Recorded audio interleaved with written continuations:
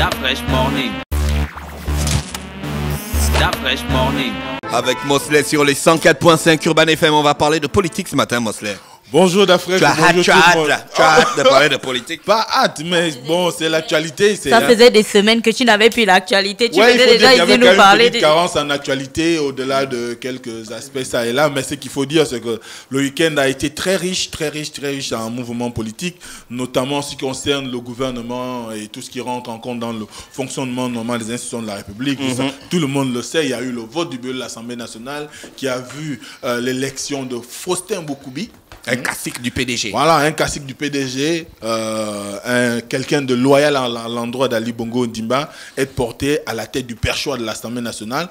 Et d'ailleurs, il vous souviendra qu'en novembre... Loyal envers les principes du PDG aussi. Bien sûr. Parce que le président de la République lui-même, il est loyal envers les principes du PDG. Bien sûr. Voilà. Donc, s'il n'avait pas été le cas, je crois qu'il n'aurait pas certainement... Donc, il ne faut pas trop parler de loyauté envers le président Jean. Non, il faut parler de loyauté envers le parti. On parle de loyauté d'abord envers le président parce que c'est le responsable de leur formation politique.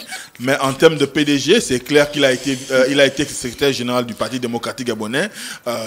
Et ça sous-entend que c'est quelqu'un qui pèse, qui connaît le rouage et qui avait forcément de la valeur, de la matière à revendre. Et tout le monde sait qu'au premier mandat, il a quand même été un des supports sur lesquels s'est reposé Ali Bongo pour pouvoir briguer le scrutin de 2009 et continuer la gestion de son premier mandat. Et là, ce n'était que récompense, quelque part, parce qu'avec tout ce qu'on a eu comme écho... Mais Faustin Boukoubi, il avait démissionné, non? Non, il avait été remplacé. Il n'avait pas démissionné? Remplacé, non.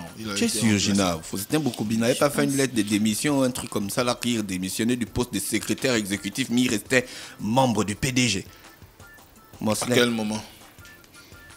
Il a été remplacé au Congrès. D'accord. Allons-y d'abord. Alors, on va chercher sur Google. Mosley, Faustin Boukoubi, il est président de l'Assemblée nationale. Oui. Et puis les autres, ils ont déjà été installés? Oui, l'ensemble du bureau a été présenté. Tout le monde a pu avoir la communication. C'est entre autres qu'il y a eu, on va dire, un partage entre les membres de la majorité au niveau du bureau de l'Assemblée. Ce qui est sûr, c'est que nous, ce qui nous intéresse, c'est surtout le fait que Faustin Boukoubi, qui a été, qui est un grand militant du Parti démocratique gabonais, qui a dirigé cette formation politique. Il avait démissionné. Il avait démissionné, oui. Très bien. Donc, dès cet instant... Tu es un journaliste, un chroniqueur sportif. Tu faisais le bruit dans les choses des pépés là. Voilà. On t'a dit que l'histoire rattrape. De fortune. Serais-tu un chroniqueur politique de fortune? That is the question. Non. That is the question. C'est pas de fortune. Parce que moi, je suis tes rubriques. Alors, donc, quand je te dis un truc, tu m'écoutes. On sait. Mais Faustin Boukoubi. Il faut passer dessus. En fait, c'est comment tu as la joie aujourd'hui quand tu dis le nom là? Non, parce que c'est un homme qui, pour moi, en termes de personnage politique national, c'est quelqu'un qui inspire beaucoup de valeurs. Son calme, sa tempérance, il ne fait pas beaucoup de bruit, il n'est pas dans le culte de la personnalité. Tu ne dis pas ça parce qu'il a été élu. Non, parce que tu sais, ces derniers temps au Gabon, dès que quelqu'un impose, bam, tu vois comment tous les gens sont. Même les gens qui ne le calculaient pas. Tout le monde chante. Ce que j'ai dit, c'est vrai. Faustin Boukoubi, c'est pas un homme qui est dans le... On appelle ça comment? Le faro. Quelqu'un qui veut se la péter, qui veut se la montrer. Il a géré le parti, même au premier mandat du président. On disait qu'il avait eu des altercations avec le président. Bon, pas des altercations, qu'il aurait reçu une gifle du président. Il n'a jamais fait état de ça. Ça a toujours été considéré comme une rumeur. C'est quelqu'un qui est... En fait, je pense que c'est quelqu'un... À chaque fois que je vois ce personnage politique, le premier mot qui me vient en idée, c'est la tempérance. Oui, il est de nature, quand on le voit, de par sa présentation, on le voit que c'est quelqu'un de très patient, c'est quelqu'un de très calme, qui sait peut-être jouer au bon moment. Je crois que ce qui a surtout prévalu, c'est sa capacité à ne pas se présenter comme beaucoup de hiérarques du PDG lorsqu'il y a eu... des moments troubles au sein de cette formation politique, ils ont décidé de partir. Lui, il est resté malgré sa démission. Je ne voulais pas parler de sa démission parce que ce qu'il faut toujours retenir des grands hommes, c'est leur côté... mais c'est un grand geste quand tu démissionnes parce qu'il y a des choses que tu ne veux plus. C'est un grand geste, mais ça peut paraître... La démission, c'est un grand geste en politique. Je sais. Je sais, je donne la valeur à... De Gaulle, il a démissionné juste parce qu'on avait dit que bon, un référendum et puis il n'était pas appelé à démissionner. La Constitution ne lui demandait pas de démissionner. Ça, on le dit, on le sait. Et ça reste l'un des plus grands gestes politiques de la J'ai pas dit le contraire. De l'histoire politique française. J'ai pas dit le contraire, mais ce que je dis, c'est que après tant d'années passées à la tête de cette institution et avoir décidé de démissionner, ça a été quand même un moment particulier. Il démissionnait beaucoup. Parce que lui, c'était un autre aspect. Donc, allons-nous pouvoir avancer? On va avancer. Il a été élu à la tête de l'Assemblée nationale. Le bureau de l'Assemblée nationale a été composé, ce qui sous-entend que désormais, le Parlement retrouve ses deux chambres, retrouve son statut bicaméral. On va couper le micro des Dafresh. Et dès cet instant, on se retrouve dans une situation qui ferait que désormais, les populations des différentes localités et circonscriptions politiques du pays sont désormais représentées dans tous les compartiments de l'Assemblée nationale et du Sénat. Alors, il y a eu un autre événement qui lui aussi a été attendu. C'est vrai que l'annonce est venue tard dans la même soirée. Avant Mosley, oui. On a le président de l'Assemblée nationale, on a le bureau de l'Assemblée nationale, et puis tu as dit que les députés sont déjà installés? Ouais. Alors, c'est quoi la suite, en fait, pour les gens qui ne savent pas? La suite, c'est que dès qu'on a constitué, on l'a dit la dernière fois, le vendredi, oui. Dès qu'on a... Qu'est-ce qu'il y a avec ta... Je n'en sais rien. C'est que c'est... Non, continue, laisse ta okay. Dès qu'on a décidé de la mise en place du bureau de l'Assemblée nationale, du moins le vote du bureau de l'Assemblée nationale, eh ben, c'est à ce moment-là que commence également le début du mandat. Donc la 13e législature, normalement les députés devraient se rendre à l'Assemblée aujourd'hui et dans quelques jours, certainement, on va assister à l'ouverture de la première session ordinaire. Et durant les sessions ordinaires des députés, qu'est-ce qu'ils font concrètement? Ils discutent, ils peuvent discuter du vote de la loi ou encore de l'impôt, d'un certain nombre. Tellement ils ne parlent de rien. C'est en fonction de leur ordre du jour. Ça peut être une loi. En fonction de leurs humains. Ça peut être le budget de l'État. Mais le budget de l'État est déjà voté. En l'état actuel, le 31 dernier, le Sénat a voté le budget de l'État. Donc la session va certainement reposer sur un certain nombre d'actes qui ont été pris, notamment en ce qui concerne des décrets qui auraient été pris en conseil. Est-ce que les députés ils peuvent pas se mettre ensemble et puis ils prennent les balais, ils enlèvent les débris de la partie où ça... Est-ce que c'est ça le rôle du député? Ça peut venir d'un élan de solidarité ou bien d'un besoin d'affirmer leur ancrage dans on va dire quoi, la journée citoyenne, se considérer comme citoyen et embellir leur emplacement. Mais ce qui est sûr, il y a du personnel à l'Assemblée nationale chargé de ce genre de questions. Donc on a un premier président de l'Assemblée nationale. On a un premier président. On a le président de l'Assemblée nationale qui a été... on a le président de l'Assemblée nationale. Il a été élu, non? Il est élu. D'accord, il est élu. Président de l'Assemblée nationale. Tous les postes au niveau du bureau de l'Assemblée nationale sont élus. Non, sont des postes électifs. Sont des postes électifs. Et dès cet instant, c'est le mode qui prévaut. Du côté de la présidence aussi, tout le monde a été confirmé à son poste. Du côté de la présidence... Vous n'avez pas fini. Oui, les députés, il y en a qui viennent de l'opposition, il y en a qui viennent de la majorité. Est-ce qu'assis dans l'hémicycle, ils ont l'obligation de s'entendre? L'obligation de s'entendre, non. Non, ils viennent de colorations diverses. Ils ne sont pas obligés de se parler, donc. Si, ils peuvent se parler, mais ce n'est pas une obligation en tant que telle. La question, c'est de dire, est-ce que les lois dont ils seront amenés du moins qui seront proposées à leur étude, seront analysées avec beaucoup de tact et beaucoup de sérieux? Est-ce que au moment du vote du budget de l'État, ils auront le bagage nécessaire pour pouvoir arriver à comprendre les attentes du gouvernement sur la question et tout ce qui tourne autour de la mise en place des mécanismes qui pourraient assurer le bien-être et le développement du pays? Pendant le vote, il y a certaines personnes qui parlaient d'une notion qu'on a un petit peu du mal. Ils parlaient de rapprochement. C'est quoi le rapprochement entre qui et qui? Bon, à un moment donné du vote, on disait qu'on a des pauses qui circulaient sur les réseaux sociaux, qu'on a mis pause à un vote on a mis pause au vote parce qu'il y avait des rapprochements en fait entre deux groupes. Non, il y avait des discussions parce qu'il y avait des personnes qui ont été proposées par le Parti démocratique gabonais ou parce que c'est le parti majoritaire, mais il y a aussi des formations qui sont dans la majorité. On a par exemple les RV, dont le parti de Tony Ndomba. Vous avez également par exemple le CLR, le parti de Jean Boniface Assélé, et plusieurs autres formations politiques qui sont dans la majorité et qui avaient besoin aussi de figurer dans le bureau de l'Assemblée. Donc ces derniers ont estimé que à la présentation du bureau qui avait été proposé par le Parti démocratique gabonais, eh qu'ils pouvaient eux aussi prétendre à des postes. Donc ils ont simplement discuté, tout comme aussi des partis forts de l'opposition. Vous avez par exemple les démocrates, le parti de Guinzoma Dama, qui ont sollicité, du moins qui ont fait entendre raison au collège des députés pour dire qu'eux aussi ils avaient une forte représentation sur le plan national en ce qui concerne les mandats qui leur ont été accordés par les populations, plus d'une dizaine de députés. Donc ils ont quand même la possibilité de figurer dans le bureau de l'Assemblée nationale. Et surtout, on sait que souvent, quand on met en place le bureau de l'Assemblée nationale, il y a au moins une des vice-présidences qui est réservée à l'opposition. D'ailleurs, bon, on avance. D'ailleurs, le 4e vice-président est issu de l'opposition. Donc, dès cet instant, c'était un moyen pour les uns et les autres de renégocier les équilibres, de faire en sorte que aussi bien le PDG, la majorité et l'opposition puissent trouver satisfaction, parce que ce qui va entamer aussi... Monsieur Franck Guéma, il fait partie de l'opposition.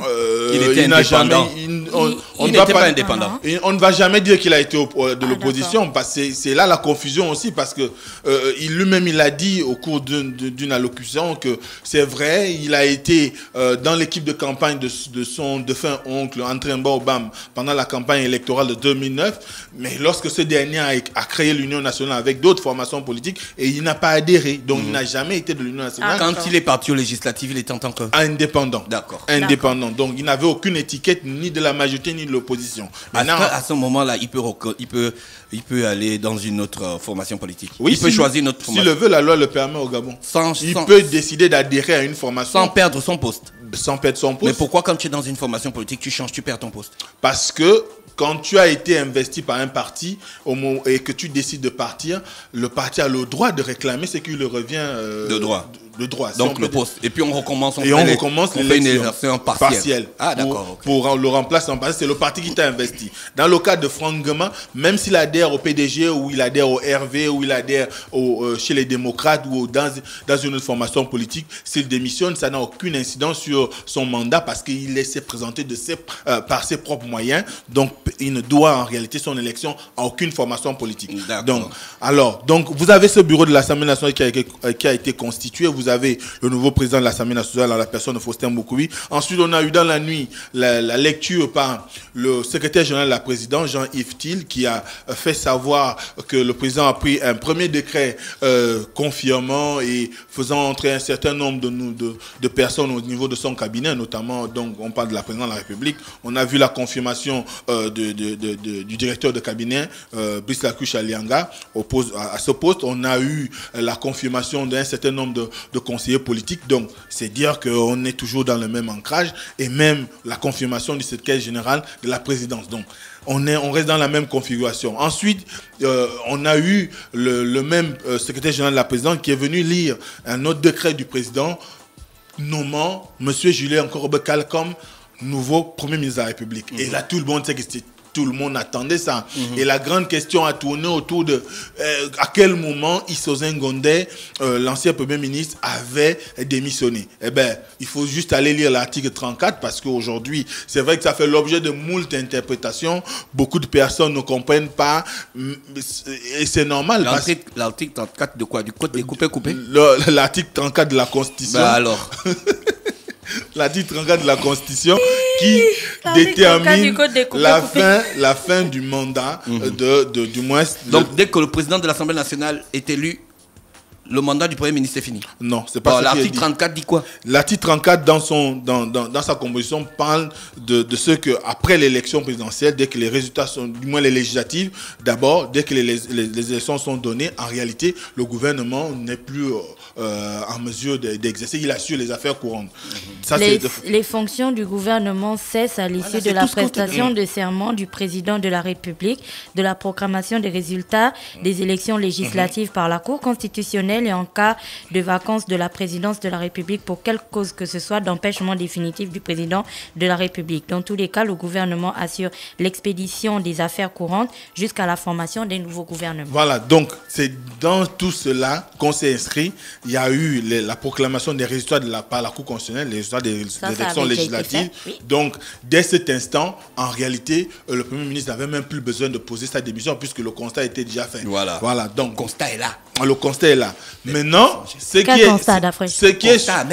est sûr, c'est que les suspicions des populations reposent sur le fait qu'il y a une tradition en République gabonaise. C'est cette tradition-là qui fait qu'à chaque fois qu'il y a eu une situation comme celle-là, le Premier ministre a toujours eu à présenter la démission et on comprend que ça se passe ainsi. Ensuite, il y a eu dans la journée qui a suivi la formation. La même foulée. Voilà, la composition du nouveau gouvernement. Et ce gouvernement, tout le monde le sait, nous sommes à 38 membres plus 1, donc 39 membres. Il a en léger baisse parce qu'on était autour de 43 membres dans l'équipe précédente. Voilà. D'accord. Donc ils ont réduit le train de vie de l'État. Ils ont quelque peu. Non, moi c'est ma préoccupation, père. Oui, ils ont quelque peu réduit le train de vie. Ils ont quelque peu réduit le train de vie de l'État qui se retrouve. On a aujourd'hui 39 membres dans le gouvernement, dont le Premier ministre. Qu'est-ce que tu penses de ce gouvernement? Ce gouvernement, pas en tant que Gabonais, en tant qu'analyste politique. Bien sûr. Parce que là, tu veux déjà faire tes trucs des cocotiers. Qu'est-ce que tu penses du nouveau gouvernement Il y en a qui sont partis, il y en a qui sont venus. Le nouveau gouvernement, que ça soit le fait que des gens soient partis ou qu'on ait remplacé. C'est quoi la citation? Beaucoup d'appelés, peu d'élus? Non, moi je ne suis nul en citation. Moi. Qu'il y ait des départs ou des arrivées, ce gouvernement, dans sa configuration générale, surtout qu'on n'a pas enregistré beaucoup d'entrants, c'est juste des confirmations pratiquement. On aurait pu dire gouvernement de la République, confirmé, confirmé, confirmé et confirmé. Bah non, il y a quand même 10 entrants. Parce qu'il y a une dizaine, c'est pas sur 39, c'est pas beaucoup. Donc, dès cet instant... On devait faire comme Léon, mais bien. Voilà. Moi-même, bien. Le reste... sans changement. Voilà, donc on pouvait le faire. Mais ce qui est sûr, c'est que quand on essaie un peu de regarder la configuration de ce nouveau gouvernement, on se rend bien compte que nous sommes dans les équilibres. Nous sommes dans un besoin, nous sommes beaucoup plus dans ce qu'on appelle le provisoire. Parce que le gouvernement, tel qu'il est présenté, ça ne change rien. On a comme l'impression que ce n'est qu'une continuité. La seule chose qu'on a eu à changer, c'est certainement le leader, donc le Premier ministre, que Isozen Gondé a été par décret du président, a été nommé médiateur de la République, quoique ce poste-là n'est pas compatible avec le poste de député, il est député en même temps. Il ne peut pas être médiateur. En réalité, non. Tu as l'article qui dit ça.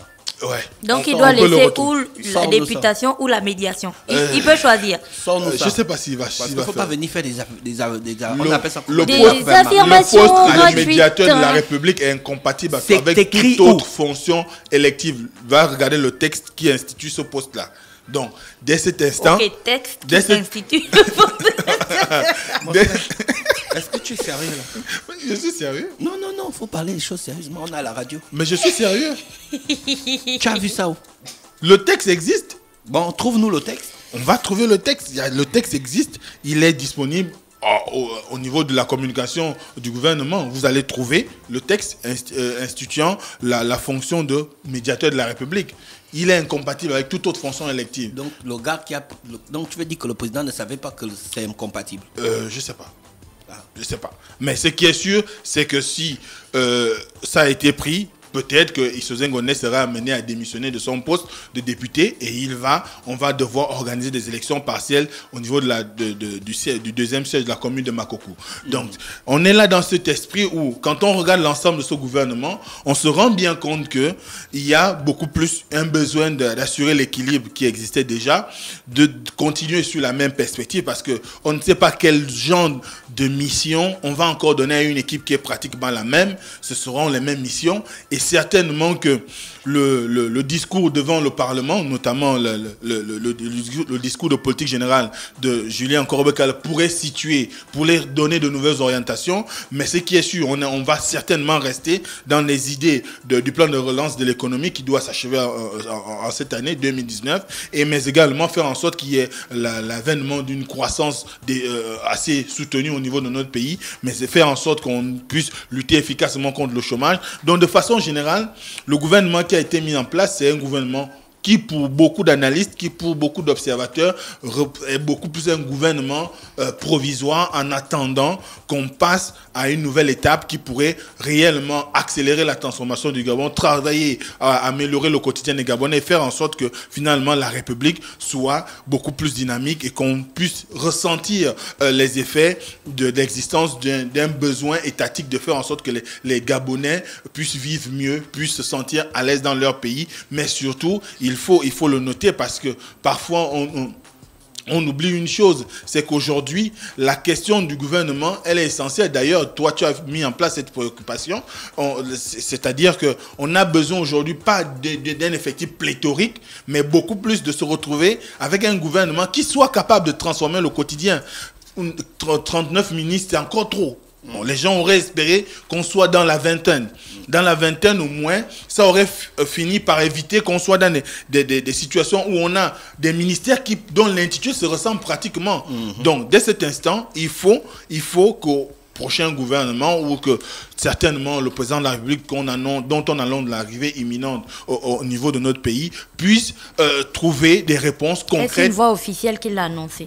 C'est ce qui circule. Donc je dis dont on annonce. Je n'ai pas dit que c'est une voix officielle.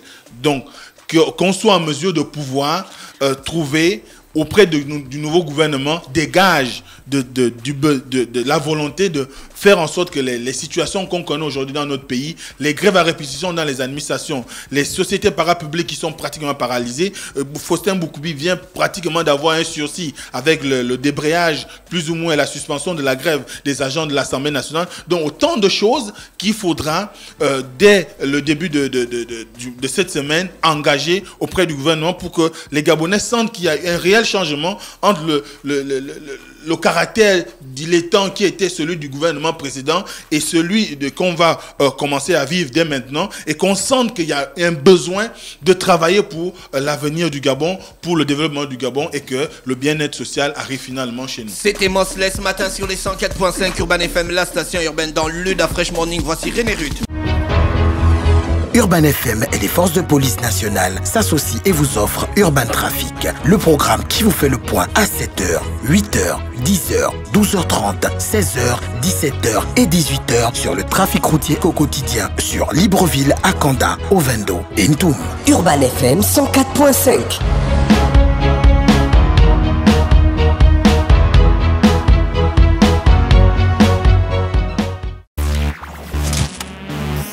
Fresh Morning.